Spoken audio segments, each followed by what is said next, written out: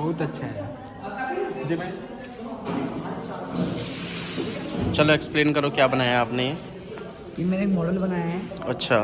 जैसे कि कभी हर बार बरसात पर पोलों पर करंट आने लग जाता है, ठीक है। जिस कारण उसमें गाय और मनुष्य जैसे अन्य जानवर और मनुष्य उस पर चिपक जाते हैं, उन पर ठीक करंट है। लग जाता है।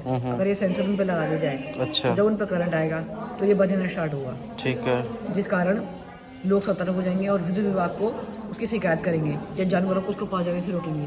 कई बार घरों पर भी बोर्ड पर, स्विच पर या फ्रिज पर करंट आने लग जाता है, ठीक। जिससे उसमें घर वाले चिपक जाते हैं, उन पर करंट लग जाता है। अगर ये सेंसर घर पे भी लगा दिया जाए तो जब उन पर करंट आएगा तो ये आवाज़ करेगा, जिस कारण घर वाले सतर्क हो जाएंगे और इसको ठीक करने की कोशिश करेंगे या करवाएंगे। ठीक है, वेरी गुड। वर्क करता है ये?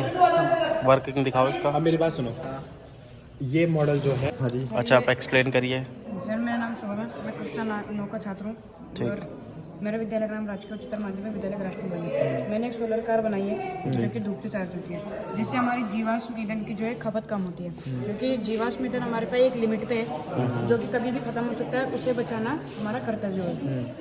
अगर ऐसी गाड़ी बनेगी तो ये एक सौर ऊर्जा से चलने वाली गाड़ी है और इस पर मोटर लगी हुई है, तो इससे पॉल्यूशन की भी बहुत कम पॉल्यूशन होगा। एक क्वेश्चन यहाँ पे ये है कि अगर जिस दिन बारिश रहेगी उस दिन आपकी सोलर गाड़ी कैसे काम करेगी? हम तो गांव में वैसे बीच में कहीं पे खड़े हो जाएंगे फिर। तो इसमें इसके लिए एक अलग एक टेक्नोलॉजी या फिर दूसरी एक बैटरी लगी जाएगी, जिसमें हम बैटरी कहाँ से लेके जाओगे? बैटरी इस तो फिर हम बैटरी वाली कार ना ले लें सीधे, फिर हमें सौर ऊर्जा की आवश्यकता क्यों है? नहीं, ये सौर ऊर्जा से बैटरी चार्ज एक बैटरी होगी जो सौर ऊर्जा से चार्ज होगी और दूसरी बैटरी जो है वो नॉर्मल जैसे कि अभी गाड़ी होती है वैसे चार्ज हो सकती है, जिससे हमारे क्या कभी हमें अगर कहीं पे जैसे कि हमारी गाड़ी कभी कम बैटरी लो हो जाती है, कभी चलते चलते हाईवे में कभी कभी लो हो जाती है, तो ये सौर ऊर्जा से भी चार्ज हो सकती है। सौर ऊर्जा से चार्ज हो सकती है। अच्छा, और दूसरे चार्ज होने का इसका मेथड ये है कि जैसे सौर ऊर्जा का अगर मतलब नहीं हो रही है मतलब चार्ज, बारिश या फिर कैसे हाँ, तो चलते चलते क्या होता है कि जो टायर्स होते हैं ना उससे भी एनर्जी जनरेट होती है, जिससे कि चार्ज होता है। इस टाइप पे वो ये गाड़ी में कॉन्सेप्ट बनाया था फंक्शन है। मैंने 2011 का विज्ञान कांग्रेस था और उस पर मैंने पवन चक्की लगाई थी।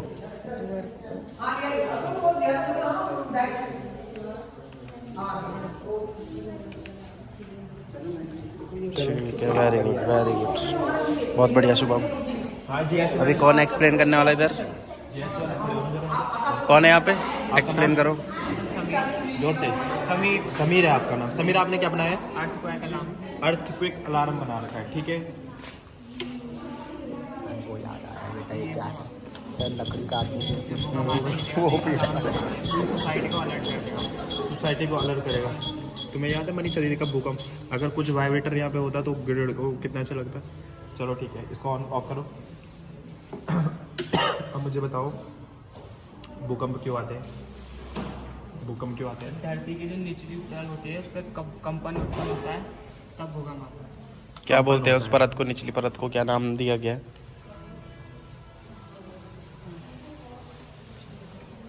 ठीक है, टेक्टोनिक अच्छा, मुझे प्लेट्स। बताओ, आप अगर इसको एक्सप्लेन करोगे, ठीक है। ये क्या है तुम्हारी, क्या है? बिल्डिंग्स है, ठीक है ना? क्या ये शहरों के लिए, ये शहरों में आते हैं भूकंप?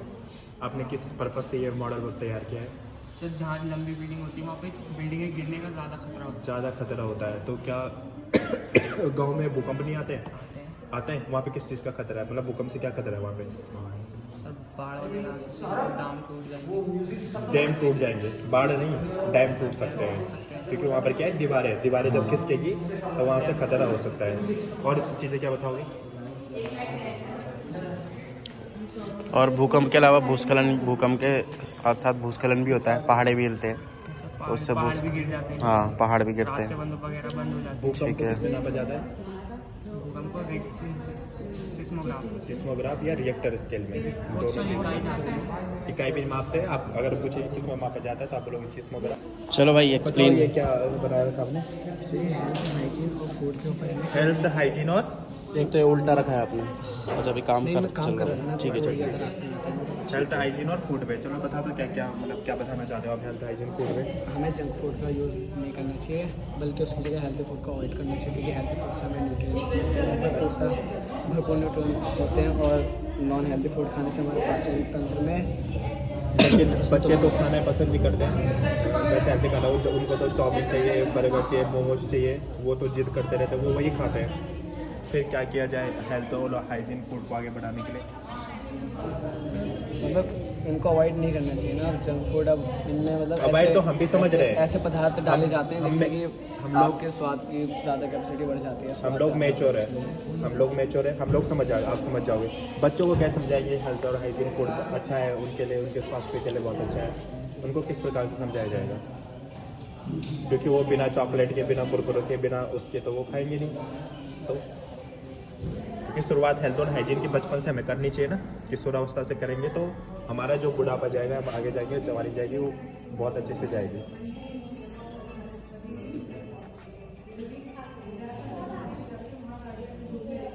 मैं जानबूझ के एक्स्ट्रा क्वेश्चन कर रहा हूँ क्योंकि मैं नहीं हूँ एग्जामिनर, मैं बस क्योंकि अभी और आएंगे तो अगर तुम्हें कुछ पूछेंगे तो मैं तो इसलिए पूछ रहा हूँ, ठीक है? और बताओ क्या है इसमें, और क्या है इसमें बताओ? और क्या क्या शो किया हमें आपने? ड्रिंकिंग नहीं करनी चाहिए, स्मोकिंग नहीं करनी चाहिए, ये हमारे सेहत के लिए हानिकारक है और इससे घर में लड़ाई वगैरह, मतलब आदमी समाज में एक गंदे नज़र से देखा जाता है इन सब को करने से। और साइकिलिंग वगैरह करनी चाहिए, साइकिलिंग वगैरह करनी चाहिए, चलो एक्सरसाइज करनी चाहिए। और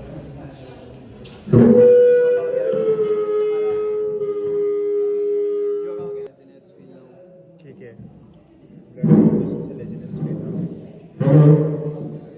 ये क्या बना रखा आपने पिरामिड टाइप का? फूड चेन मतलब न्यूट्रिशन।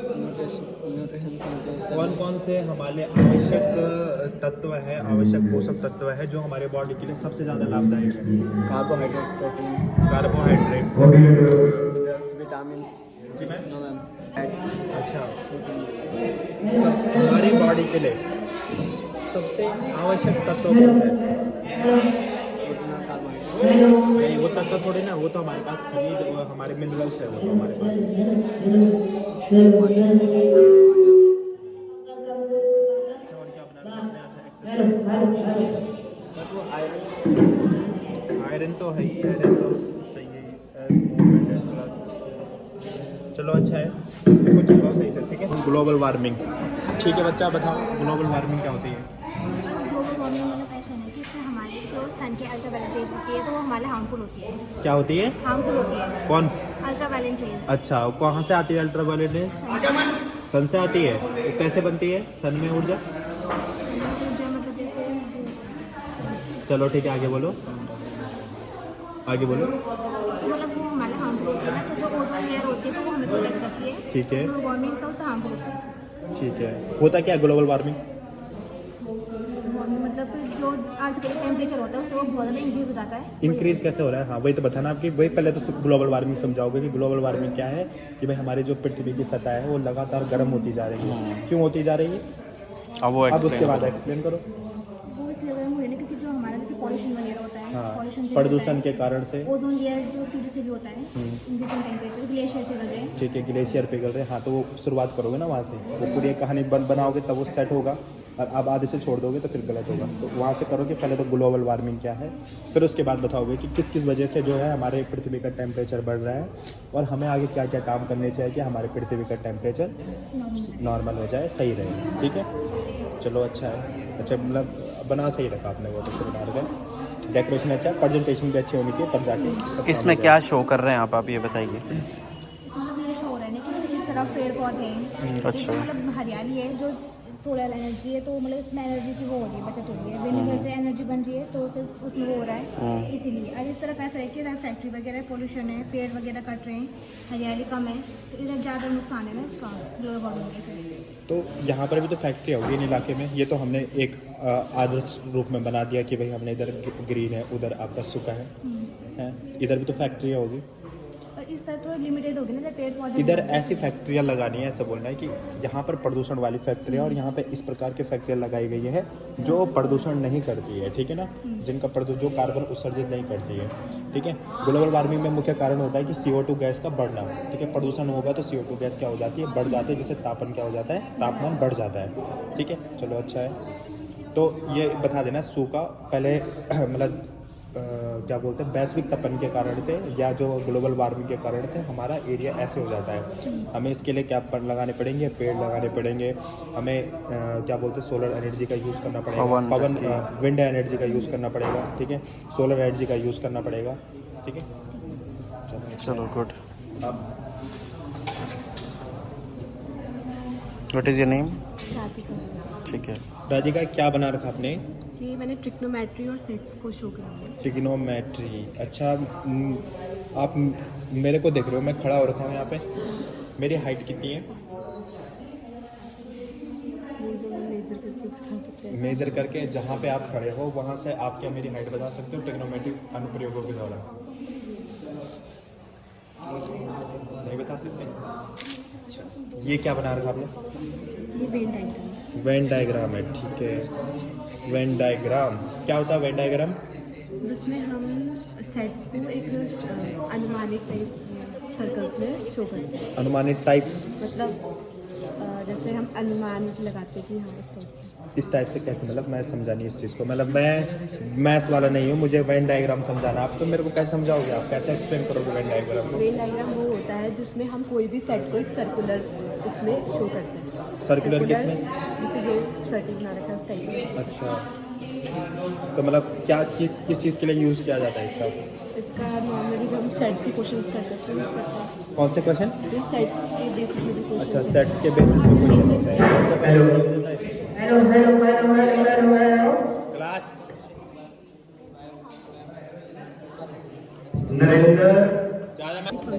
ट्रिग्नोमेट्रिक फंक्शंस है। अच्छा, चतुर्थांश। ये क्या बना रखा है? ये इसमें दिखा रखा है कि जब हम डिग्री मेजर को रेडियन में चेंज करें तो किस टाइप से कर सकते डिग्री मीटर को रेडियस में चेंज करें। अच्छा, और ये हैं। ये इसमें फॉर्मूलाज टाइप है। फॉर्मूलाज टाइप किस चीज़ के? ट्रिग्नोमेट्री। ट्रिग्नोमेट्री के फॉर्मूला हैं। अच्छा, cos 180 minus theta minus sine theta cos theta upon 2 है। लर्न नहीं कर रखा है? चलो ठीक है। अच्छा, अब मैथ्स का तो बाद में होगा ना? सही है। डेकोरेशन की नाम साक्षी है, मैं कक्षा 9 की छात्र हूँ और मेरे विद्यालय का नाम राजकीय उच्चतर माध्यमिक विद्यालय राष्ट्रगंज है। ठीक है। क्या बनाया है आपने? मैंने ह्यूमन हार्ट का मॉडल बनाया है। अच्छा, ह्यूमन हार्ट। चलिए समझाइए क्या होता है ह्यूमन हार्ट?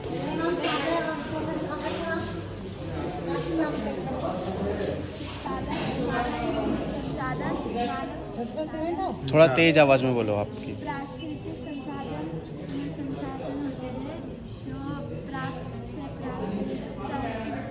जो प्रकृति से प्राप्त होते हैं, ठीक है। जैसे सूर्य, पर्वत, जल, पेड़, ठीक है। और मानव संसाधन जो मानव ने जो बनाया है, मानव ने जो बनाया है, जैसे कार, कंप्यूटर, फोन, किताब, माचिस, मानव ने बनाया है। ठीक है। और मानव संसाधन जो हम बनते हैं, जो हम बनते हैं मतलब कैसे? हाँ, जो हमने करा है। जो हमने करा है क्या? हमने अभी तो आपने बोला मानव निर्मित, मानव ने ये किया है, तो फिर मानव संसाधन क्या हो गया? मानव संसाधन वे संसाधन होते हैं जो मानव काम करते हैं। जो मानव काम करते हैं, तो काम करके तो क्या मतलब मैं भी काम कर रहा हूँ, मैं पूछ रहा हूँ, मैं एक मानव संसाधन है। तो फिर क्या होता है मानव संसाधन? जो हम बनते हैं, क्या बनते हैं? चाहे क्यों बनते हैं आप ये बताओ। चोर डाकू तो क्या हो जाएगा बताओ? सही हो? दो तो सही बता दे, तीसरा बताओ। तीसरा कोई कुछ होगा?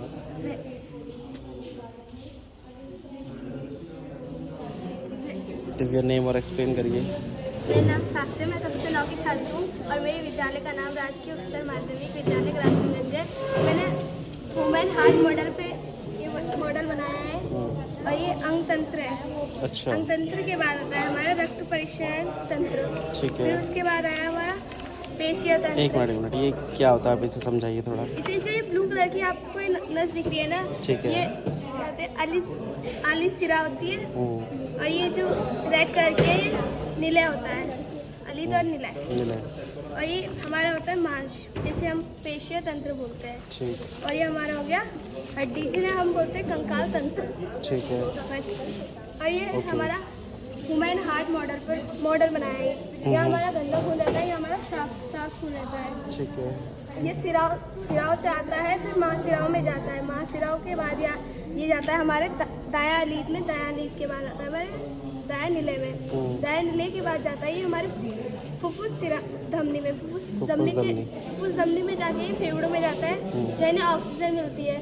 ठीक है। ऑक्सीजन मिलने के बाद ये जाता है फुफ्फुस सिरा में, फुफ्फुस सिरा में ये साफ खून हो जाता है। साफ खून के बाद ये आता है हमारे यहाँ क्या कहते हैं बायां ली में जाके बायां नीले में आके फिर कहते हैं महाधमनी बन जाती है। महाधमनी से पूरे शरीर में फैल जाता है खून। ठीक है। साफ होके बस। हमारे हृदय के कितने हिस्से होते हैं? 4 हिस्से होते हैं, जिसमें 2 अली 2 नीले होते हैं। ठीक है। और दिल का और क्या काम होता है? दिल का पता है सर जी, ये जो रंग दिख रहा है आपको ब्लू, इसमें ऑक्सीजन नहीं होती तभी ब्लू होता है। नहीं, दिल अच्छा का मुझे काम बताओ, बताइए। जो ह्यूमन का जो ब्लड होता है वो लाल क्यों होता है? हीमोग्लोबिन के कारण। हीमोग्लोबिन के कारण होता है। इन दोनों पाइप में हीमोग्लोबिन युक्त रक्त किस में बह रही है? रेड वाले में। रेड वाले में क्यों बह रही है? क्योंकि उसमें ऑक्सीजन है। ऑक्सीजन है, तो ऑक्सीजन किससे मिलेगा? ऑक्सीजन हीमोग्लोबिन से मिलेगा। तो वो क्या बना लेगा? ऑक्सी हीमोग्लोबिन बना लेगा। तो उसको क्या बोलेंगे? शुद्ध रक्त बोलेंगे। तो शुद्ध रक्त किस में बहेगा? शुद्ध रक्त रेड वाले में। रेड वाले में बहेगा। और अशुद्ध रक्त किस में बहेगा? ब्लू वाले में। अब इसको अशुद्ध रक्त क्यों कहा जाता है? क्योंकि इसमें ऑक्सीजन नहीं होती। उसमें क्या है? उसमें सर गंदा खून है। कौन सा गंदा खून है? क्या मिला हुआ है जो हम गंदा बोल रहे हैं? Sir carbon dioxide. डाइऑक्साइड। वो रक्त जो है कार्बन डाइऑक्साइड युक्त है, इसलिए वो क्या है? अशुद्ध रक्त है। ठीक है, चलो ठीक है। और दिल का काम होता है हमारे शरीर के हर हिस्से तक खून को पंप करना। ठीक है। एक शुद्ध मनुष्य में कितना रक्त होता है? 6 से 7। Your name? फोटोसिंथेसिस। तो मुझे बताओ, पेड़ पौधे क्या खाते हैं? पौधे कार्बन डाइऑक्साइड गैस होती है। नहीं, खाते क्या है? पेड़ पौधे क्या खाते हैं? क्या खाते हैं बोलो? चलो बताओ, फोटोसिंथेसिस बताओ। ये सूर्य है और ये पेड़ पौधे हैं, फिर बादल है। सूर्य की किरणें जब इस पेड़ों में जाती है तो ये अपना भोजन स्वयं से बनाते हैं। तो ये वायुमंडल से कार्बन डाइऑक्साइड गैस लेते हैं और पत्तियों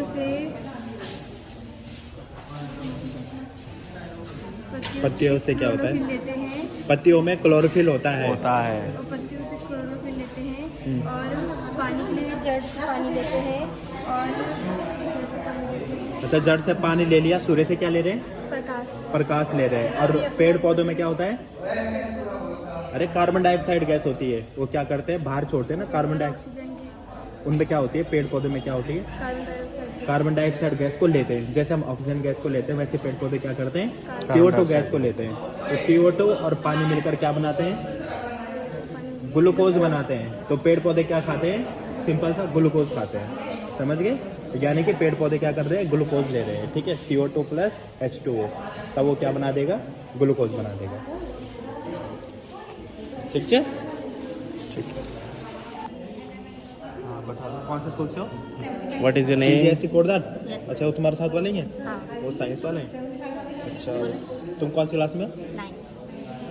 तुम्हें वो नहीं पढ़ा रहे BEd वाले? आ रखे हैं। ज्योति में पढ़ा दी तुम्हें? कौन पढ़ाता तुम्हें? कीर्तिका और ऐसा पढ़ाते। और ऋतिका, दीपिका मैम, मेघा। सालनी। चलो भाई, चलो। ऐसे बताओ। टेढ़ा कर दो पहले तो इसे। ठीक है, क्या बनाया आपने? सर मेरा मॉडल दूषित जल उपचार संयंत्र पर है। जैसे कि हम सब जानते हैं, दूषित जल पीने से कई सारी बीमारियां होती हैं, जैसे हैजा, पाचन एवं त्वचा संबंधित कई बीमारियां होती हैं। और अतः हम अशुद्ध जल को ऐसे ही नदियों में या वैसे फैला देते हैं, जैसे प्लास्टिक पॉल्यूशन, और उससे जानवरों की भी मृत्यु हो रही है। फैक्ट्रियों से निकला जल और कारखानों से निकला जल स्रोतों में सीधा चला जाता है। जैसे प्रकृति में पीने का जल 2% ही बचा है। और जहाँ ये फैक्ट्री है और फैक्ट्री से हम पहले ऑक्सीडेशन टैंक में पानी वो करते हैं, फिर उसके बाद ट्रिकलिंग फिल्टर करते हैं, उसके बाद सेप्टिक ट्रिकलिंग फिल्टर क्या होता है? ट्रिकलिंग फिल्टर ठीक है, फिर उसके बाद आप गए सेप्टिक टैंक। हाँ जी, फिर उसके बाद हम पानी को छन्ने में छानते हैं, उसके बाद सेडिमेशन में पानी को थोड़ी सेडिमेशन सेडिमेंटेशन सेडिमेंटेशन क्या होता है? सेडिमेंटेशन में थोड़ी देर हम पानी को रोकते हैं। इसमें होता क्या है सेडिमेंटेशन में? बैक्टीरिया नीचे बैठ जाते हैं और किस प्रकार बैठते हैं बैक्टीरिया नीचे? क्या डाला जाता है इसमें? सेडिमेंटेशन मीन्स क्या हो गया? ब्लीचिंग पाउडर चलो आगे। और पोटेशियम फ्लोटेशन। इसमें जो वो होते हैं कण वो ऊपर आ जाते हैं और साफ पानी जो हल्के कण होते हैं वो हाँ, ऊपर आ ऊपर आ जाएंगे, जाते हैं। फ्लोटेशन हो गया। ठीक है, कोगुलेशन में हम कोगुलेशन में जो छोटे छोटे कण होते हैं वो एक बड़ा कण बनाते हैं और बड़ा कण बनाएंगे तो पानी तो अटक जाएगा वहाँ। कोगुलेशन में जब यहाँ से फ्लोटेशन से जो हल्के पदार्थ होते हैं वो ऊपर आ जाते हैं, उसके बाद कोगुलेशन में जाएंगे। कोगुलेशन में क्या होता है कि इसमें पानी दो प्रकार से क्या होता है शुद्ध होता है। एक तो इसका जो कलर होगा, कलर में भी यहाँ पर क्या हो जाता है, पानी शुद्ध हो जाएगा, तब फिल्टर हो जाएगा, साफ पानी यहाँ पर आ जाएगा। ठीक है, इसमें आ जाएगा हाँ विस्कर्मण में आ जाएगा। ठीक है, विस्कर्मण के बाद आयन एक्शन रेजिन में आ जाएगा। ठीक है, रेजिन में भी निकालते हैं। ठीक है, तो ये वाटर स्टोर टैंक होगा। वाटर स्टोर से सेडिमेंटेशन में क्या होता है, रेत डाली होती है। ठीक है, जिसमें कारण से जो भारी जो क्या होता है कंकड़ पत्थर होते हैं वो क्या हो जाएंगे, वो नीचे बैठ जाएंगे। छानन हो गया। ऑक्सीडेशन टैंक यहाँ पे, ठीक है, यहाँ से इसमें डाला पानी डाला। ट्रिकलिंग फिल्टर, ठीक है, एक फिल्टर लगा रहता है जो क्या जिसको क्या बोला जाता है, ट्रिकलिंग, यानी कि छानने के लिए होता है। तो बड़े बड़े पत्थर या जो कुछ भी चीज़ होती है उसमें अटक जाती है। ठीक है, उधर क्या एक्सप्लेन किया है आपने वो बताइए। ये यहाँ से वाटर स्टोर टैंक से पानी कृषि में आता है, कृषि में योगदान होता है। फिर यहाँ से हम ये पानी घरों में भी इस्तेमाल कर सकते हैं। Very good. चलिए मैडम आप बताइए, what is your name? Good morning to all of you. I am Harish. I am from class 9B. My school name is PM Shri JJIC Kotwal. I am representing our model Food Health and Hygiene. मैंने अपना model food health and hygiene पर बनाया है। तो पहले मैं स्वास्थ्य के बारे में बात करती हूँ। तो स्वास्थ्य का मतलब सामाजिक, शारीरिक, मानसिक स्वस्थ रूप से अच्छा होना है। किसी भी व्यक्ति को स्वस्थ रहने के लिए स्वस्थ जीवनचर्या अपनानी पड़ती है, जैसा कि आप इस मॉडल में देख रहे हैं। स्वस्थ रहने के लिए हमें संतुलित भोजन लेने चाहिए जिसमें पर्याप्त मात्रा में पोषक तत्व पाए जाते हैं। कार्बोहाइड्रेट, वसा, प्रोटीन, विटामिन एवं खनिज लवणों की आवश्यकता होती है। वही हम दूसरी ओर अगर योगा की बात करें तो योगा हमारी हेल्थ के लिए बहुत अच्छी होती है। अगर हम प्रत्येक दिन थोड़ा समय योग और व्यायाम को भी दें तो स्वास्थ्य के लिए बहुत आवश्यक होता है। जैसा कि आप इस मॉडल में देख रहे हैं कि यहाँ पे योग अभ्यास किया जा रहा है। इससे हमारी बॉडी बहुत ज़्यादा फ्लेक्सिबल रहती है, माइंड क्लीन रहता है, बॉडी भी क्लीन होती है और हेल्थ एंड फिटनेस दोनों अच्छी होती है। उसमें कोई साइड इफेक्ट नहीं होता, इंसान स्वस्थ और हेल्थी रहता है। फिर वही हम दूसरी ओर चलते हैं फास्ट फूड की ओर। तो फास्ट फूड का सेवन हमें बिल्कुल नहीं करना चाहिए क्योंकि इसमें पोषक तत्वों का अभाव होता है और ना ही ड्रग्स, स्मोक, अल्कोहल आदि चीज़ों का सेवन करना चाहिए क्योंकि इससे हमें बहुत ज़्यादा हानि पहुंचती है, बहुत ज़्यादा साइड इफेक्ट होते हैं, हमारा स्वास्थ्य खराब हो जाता है और सांस लेने में हमें बहुत सी दिक्कत आती है जिससे हम बीमार पड़ सकते हैं। फिर हम दूसरी ओर चलते हैं hygiene is two third of health. तो इसमें हमें व्यक्तिगत समुदाय का स्वच्छता का ध्यान रखना चाहिए जिससे हम विभिन्न बीमारियों के चपेट में आ सकते हैं। जैविक अजैविक कूड़े को ढंग से निपटाना चाहिए ताकि हम बीमार ना पड़े। जैविक कूड़े को खाद तथा अजैविक कूड़े को रिसाइकल करके दोबारा उपयोग किया जा सकता है। फिर हम चलते हैं हॉस्पिटल की तरफ। तो हॉस्पिटल में हमें आवश्यक टीके लगवाने चाहिए जैसे polio drop, tetanus, hepatitis B, कोविड-19। इससे आने वाली बीमारियाँ नहीं होती, इंसान स्वस्थ रहता है, हमें किसी चीज़ का साइड इफेक्ट नहीं होता, बिल्कुल हम स्वस्थ रहते हैं और हम कोई बीमार नहीं होता। फिर हमारा लास्ट टॉपिक पे चलते हैं हम ऑर्गेनिक फार्मिंग। ऑर्गेनिक फार्मिंग यानी जैविक खेती। जैविक खेती में खाद का उपयोग होता है, इसमें केमिकल का उपयोग भी किया जाता है, लेकिन अगर हम केमिकल का उपयोग ठीक है, अच्छा है, एक्सप्लेनेशन अच्छा है, बहुत अच्छा है। ठीक है, आपने अच्छा बना रखा है, ऐसे बोलना। अब मुझे क्वेश्चन बताओ कि हम बच्चों को किस प्रकार बनाएंगे कि भाई वो फास्ट फूड ना खाए, क्योंकि बच्चों को कैसे समझाओगे कि हेल्थ फूड अच्छे होते हैं, ये अच्छे होते हैं, क्योंकि हम लोग तो मैच्योर हो गए लेकिन बच्चे तो नहीं हैं, उनको तो चाउमीन ही चाहिए, शाम को मोमोज ही चाहिए, कि भाई उनको कुरकुरे खाने हैं, उनको कैसे समझाओगे? एक्सरसाइज नहीं करेंगे, वो सोए जाएंगे, भाग जाएंगे, बातें नहीं मानेंगे, बच्चों को कैसे समझाया जाएगा? अगर जैसे कोई बच्चा फास्ट फूड खाता है तो हम उसको पहले अच्छे से समझाएंगे, अगर वो फिर भी नहीं समझा तो हम उसको एक फ़ोन में वीडियो दिखाएंगे, इसको फास्ट फूड खाने से ऐसा होता है, तो थोड़ा बच्चे को उसके माइंड में आएगा कि हमें फास्ट फूड नहीं खाना चाहिए, कि हमारी स्वास्थ्य खराब होता है। अगर वो योगा भी नहीं उसके करता, बाद भी वो भागता है, अगर वो उसके बाद भी करता है तो फिर हम उसको इसका आंसर ढूंढो, दोनों तुम्हारा सेम ही है, ठीक है? इसका आंसर ढूंढो, ठीक है?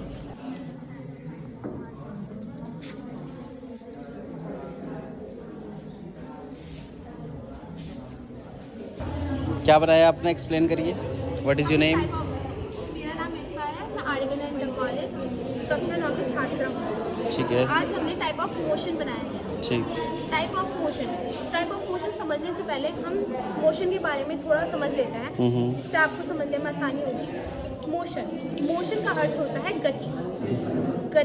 समय के साथ किसी वस्तु में परिवर्तन जो होता है उसी को गति कहते हैं। जैसे मेज से किताब का गिरना, नल से पानी का बहना या खिड़कियों का खड़खड़ाना। अब हम आते हैं टाइप ऑफ मोशन पे। फर्स्ट टाइप ऑफ मोशन है ऑस्किलेटरी मोशन, जो है दोलन गति। जब कोई वस्तु अपनी सामान्य स्थिति में इधर उधर गति करती है उसे ऑस्किलेटरी मोशन यानी कि दोलन गति कहा जाता है। जैसे कि आप ये देख सकते हैं, ये जो झूल रहा है ये इधर उधर गति कर रहा है, इसी को ऑस्किलेटरी मोशन यानी कि दोलन गति कहते हैं। एंड ये नेक्स्ट टाइप ऑफ मोशन है, ये है सर्कुलर मोशन। जब कोई वस्तु किसी वृत्तकाल पथ पर गति करती है उसे सर्कुलर मोशन यानी कि वृत्त गति बोला जाता है। जैसे आप देख सकते हैं ये वृत्तकाल उसमें घूम रही है। ठीक है। अब आते हैं हम नेक्स्ट पर, पीरियोडिक मोशन यानी कि आवर्त गति। इसका मतलब होता है कि जब कोई वस्तु किसी निश्चित पथ पर गति करती है और एक समय के पश्चात ये पूर्व गति को दोबारा दोहराती है, इसी को पीरियोडिक मोशन यानी कि आवर्त गति कहा जाता है। इसका आप ये देख सकते हैं, एक टाइम पे दोबारा उसी को रिपीट कर रही है। अब आते हैं हम नेक्स्ट टाइप ऑफ मोशन पे, जो रेक्टिलाइनर मोशन, रेखीय गति। ये एक ऐसी गति होती है जिसमें एक रेखा पर कोई वस्तु चलती है। जैसे कि आप ये देख सकते हैं, एक ही रेखा पर चल रही है, यही है रेक्टिलाइनर मोशन। अब आते हैं हम नेक्स्ट पर, वाइब्रेटरी मोशन यानी कंपन गति। ये कुछ ऑक्सिलेटरी मोशन जैसी ही होती है, जिसमें कोई वस्तु अपने सामान्य स्थिति में दोनों ओर गति करती है या इधर उधर गति करती है। जैसे कि ये रबड़ दोनों ओर गति करेगी, ऐसी ही यही है वाइब्रेशन मोशन। अब आते हैं हम नेक्स्ट पर, जो है रोटेशनल मोशन। रोटेशनल मोशन यानी कि घूर्णी गति। ये जब कोई वस्तु